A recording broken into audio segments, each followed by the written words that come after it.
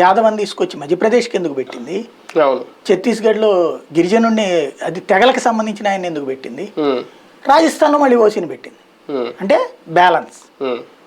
అది నీ చేతిలో పవర్లోకి రాకముందు 100 ఉపన్యాసాలు చెప్పు, నేను బీసీల అభ్యున్నతి చూస్తా, ఇదేది. సాధారణంగా ఇక్కడ ఒక సమస్య ఏముంటుందంటే తెలుగుదేశం పార్టీకి కూడా సుదీర్ఘకాలం పాటు అది అధికారంలో ఉంది, 20 సంవత్సరాలు అధికారంలో ఉంది. నేను మీ అభ్యున్నతికి ఇప్పుడు పాటు పడతానంటే నవ్వు వస్తుంది. ఎందుకని 20 ఏళ్ళ నుంచి లేని అభ్యున్నతి ఇప్పుడు వస్తుందా? అదే కదా. లేదా హైయెస్ట్ తెలుగుదేశం ఇచ్చినటువంటి బెనిఫిట్ ఏంటంటే ఆదరణ పథకం కిందన కిట్లు ఇవ్వడం, ఇస్త్రీ చేసుకునే వాళ్ళకి. ఈ మ్యాక్సిమం ఏముంటాయి?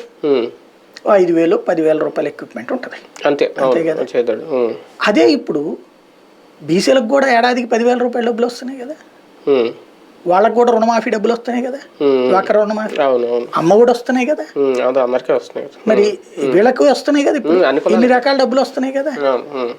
వీటితో కంపేర్ చేస్తే ఆదరణది ఎంత ఉంటుంది? ఇంకోటి ఇవాళ కూడా ఇస్తామంటున్నారు, రేపు పొద్దున మంగళపోది ఇట్లాంటిది. ఇవాళ రోజున అసలు ఆ ఎక్విప్మెంట్ పనిచేస్తాయా? అంటే అందులో ఎక్విప్మెంట్ మార్చాలేమో. ఇంకోటి క్రిందటిసారి నాకు బాగా గుర్తు, 2014 ఎన్నికలకి ముందు వీళ్ళు ఇచ్చినటువంటి హామీల్లో బార్బర్ షాపులకు 200 యూనిట్లు ఫ్రీ అని చెప్పారు. ఏమన్నా ఇచ్చారా? తర్వాత రూల్ ఏం పెట్టారంటే